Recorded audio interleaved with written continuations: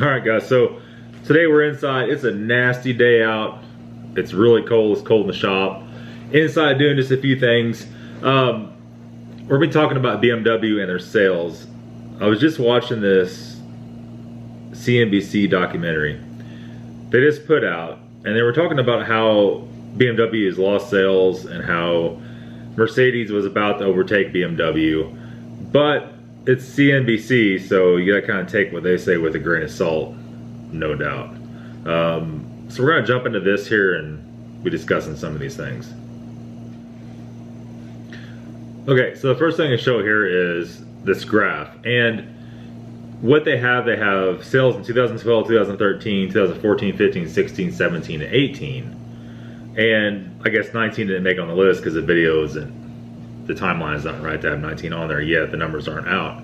The 2012, so blues and Mercedes, BMW's in yellow.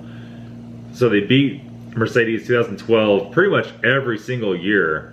They barely beat them in 2015.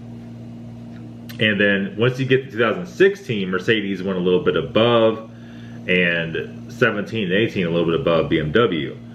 Now, they go on further to say that, well, somehow BMW still beat them out a little bit, which comes into play the NBC situation, trying to make something that it's not.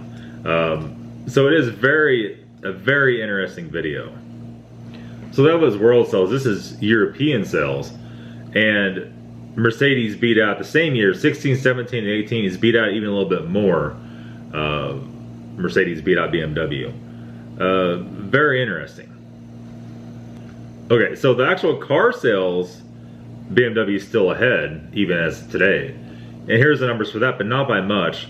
So basically what this breaks down is, in general, at this moment, Mercedes sells more SUVs than BMW does. That's also very interesting. Now, here's the sales chart over the last few years, and it shows the slow of BMW sales over the last 3 years. Almost 4 years. Now, why is this slowing down? Actually, almost 5 years. Why is it slowing down? Well, you can speculate all you want, but the word's kind of out that BMW has some issues. Is it directly related to engine issues? No, I don't think so. I think a lot of what's happening here, they've really taken to a new level you must bring it back to the dealer. You can't work on this car any longer. You must have our software, you must have our tools. You got to bring it back here, because they're missing out a lot of money by not having that. That's my personal opinion on it, and people don't like that. You know, we've seen this with Tesla. Tesla got sued because of this. A YouTuber sued him and won. And, you know, I don't know. It's an ongoing problem. BMW just keeps pushing a little harder and a little harder and a little harder with this. And I think it's about to bite him right in the butt. Sales growth at BMW has slowed over the last 5 years, and investors worry the brand has become a bit stagnant. BMW really has become a bit stale and, boring, too much consensus driven, doing more of the same. And I think they need to go back to really innovate a bit more aggressively. And the design has become, just more of the same. So I think BMW is in a bit of an identity crisis. And ultimately that's, really, if you sit back, the reason why they replaced the CEO, because everything has become a bit lame. So it's not really too good when you have people from the brand saying there's problems. There's problems with technology not advancing fast enough compared to what other manufacturers are, and all that. Do I think this is true, or I think it's kind of all a bunch of BS? Well, that's to be decided. I think BMW is still a good brand, but they're going to have to watch it, because getting a little bit too greedy, a little bit too handsy is a sure way to the bottom. So, I mean, for what we're seeing on this, a lot of the stuff with newer engines, kind of the general rule of thumb is, the newer it is, the worse it gets. Not everything, but they've definitely moved away from reliability as far as the manufacturing process of the engines. Things are made a lot cheaper and made to be more cost effective. And, you know, I really don't know what the end result of this is going to be. But over time, buyer tastes began to shift, starting with a boom in sport utility vehicles in the late 1990s. BMW and German rival Mercedes were both keen to meet the need. BMW introduced its first sport utility vehicle, the X5, in 1999. Purists cried foul, as they would with other brands embracing the SUV trend. Perhaps sensitive to this, BMW notably referred to its SUVs as sport activity vehicles, avoiding the association of its products with utility. Despite the backlash, selling sport activity vehicles has boosted the company's top line. They accounted for 37.3% of total BMW sales in 2018, an increase over the 33.8% in 2017. Okay, so you can see there, they try to disassociate themselves with the SUV. So everybody else is making SUVs and they're making SAVs, right? So that's kind of funky, but that is kind of just some of the little tricks that they were doing. Now, don't get me wrong. Every car manufacturer does this kind of stuff. The big three here in the States are the worst about that crap. And they've been sued by Toyota for saying stuff that wasn't correct and kind of just softening the numbers to make it look correctly. I remember a while back, Ford, I think Ford still claims, they might have got sued over that. I think Ford still claims they're the #1 selling truck in the United States.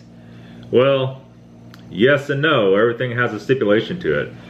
Ford sells those work trucks, just white work trucks, rubber floor mats, bare bones. They'll almost give those away to a company to maintain that the biggest selling truck in the United States. So it's just like anything else. You can't take for granted something you hear. Everything has a behind the scenes story to it, right? And that's kind of what we're seeing here. Whether these companies get caught and called out on it, that's a whole nother situation.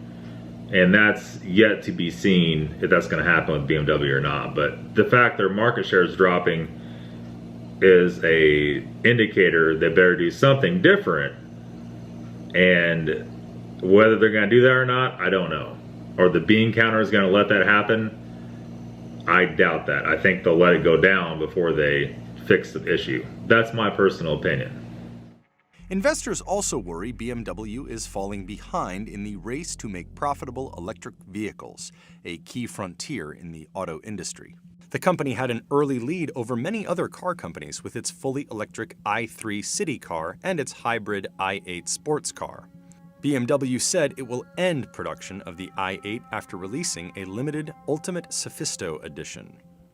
The i3 has not been a resounding sales success either. Its design was unique but polarizing, with many reviewers remarking on its odd shape and its lack of consistency with BMW's overall aesthetic. The car also cannot drive as far on a single charge as other electrics, even less expensive ones.